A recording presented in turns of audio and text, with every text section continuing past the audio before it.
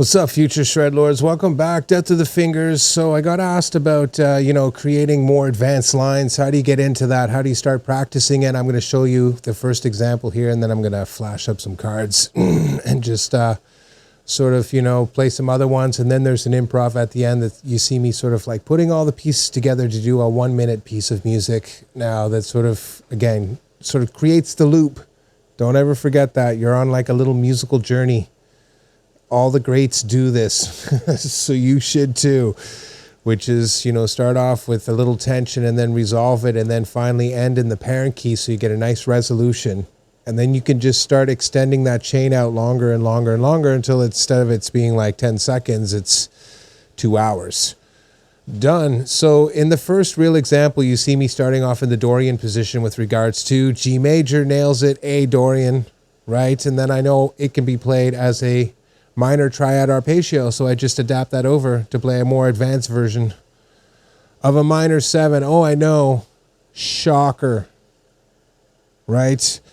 So, from there I can play 4 notes on the D string that gets me up into the Phrygian position, and that lets me play this superimposed, or I should say, sorry, I can't even get the word out there, superimposed major 7 from the Locrian position, because there's synergy between the Locrian position and Phrygian. So what happens at Locrian, generally speaking, will work at Phrygian. I know, you're just like, and that's really what I'm trying to get at here with these exercises, is once you move to this new position, Phrygian or whatever it is, what's next? What's next in the sequence is going to make it sound cool, But again, you're sort of always working towards resolving. So if I just go right to the first inversion major at Phrygian, it'll sound good. But if I tack on this extra major 7, which synergizes with the end result, right? This first inversion, which still drives me forward. It wants to resolve all the way down to the root, which I do, of course. You get me? You see, there's like this pull about music. It's like playing a video game when you have to do a bunch of jumping sequences and climbing along a ledge and all the rest of that. At the end of the day, you have to get to the top. And that's what you're doing here, is like you're sort of doing like this circuitous route. It's essential that you actually learn this skill. And again, you can see the tension from moving from the minor 7 into the major 7. There's synergy there between those two things, especially when I play them in those inversions. You get me? And then I use all the other musical tricks too to create the more outside sort of pleasing sound, like superimposition, being like, oh, I can play the Locrian stuff here at Phrygian. Okay, so I have 3 or 4 more tools to work with and just be like, okay, well, I think the major 7's going to sound best here. Done deal. Then I do it again in the next one where you see me use superimposition. I can't get this word out today. Superimposition from the beginning over top of Ionian. I play a minor 7 flat 5 borrowed from the Lydian position. Again, notice Lydian and Ionian are both major. So I took the Lydian stuff, played diminished, but then I do the same thing but in a tiny little spot in the Locrian position. So now I play like a diminished arpeggio, but I end it with dominant 7. So I start off diminished but end dominant 7. So again, you see this tension and release factor. When you listen to it and you hear that, you're like, that actually sounds really cool, because it's like sort of saucy but then comes out sweet. It's like, I don't know what, barbecue sauce? I'm on a tangent here, boys. Work with me. So I think you're getting it there, right? The third one, as far as I can remember, is basically diminished as a scale, moving into dominant 7 and then resolving to the major pentatonic, which I've shown before in a previous lesson. But again, this sort of principle that you're sort of building these bridges between this diminished scale. How do I use that to resolve back down to like the root again? That's a legitimate practice exercise where you start figuring it out. You're like, I'm going to use this half whole tone scale from the Locrian position because it's nice. Where's the other position? That would be from Dorian, correct? Where you get the whole half tone sequence. right? Because you get 2 to 3 whole tone, 3 to 4 half tone.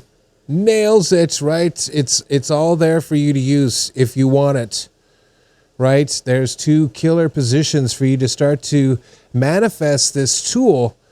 Where would I use the whole tone scale for all the bonus points? If you said Mixolydian, we can be friends on Twitter.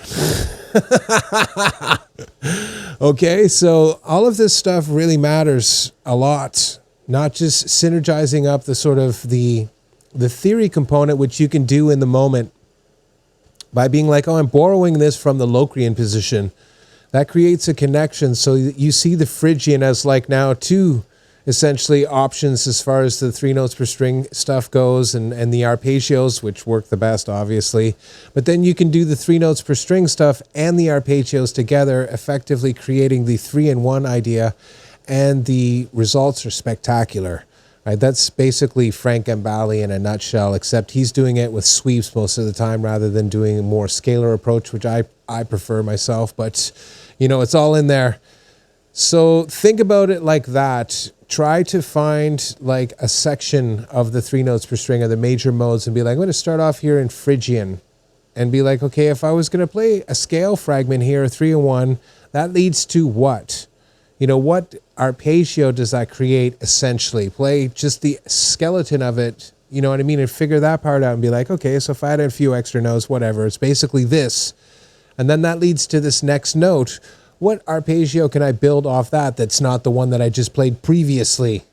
You know what I mean? And start to experiment with this idea of being able to keep track of where you are moving roughly on the neck and be like, I think this is like Phrygian or Lydian-ish. You know what I mean? And go from there and then start to associate that sound.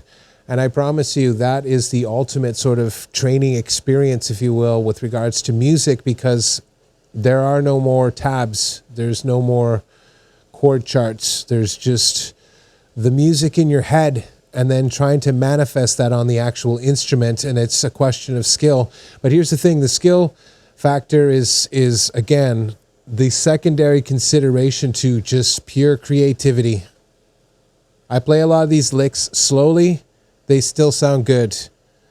That right there is really the litmus test you need to focus on. That when you do play it slowly, it feels like each thing connects together logically.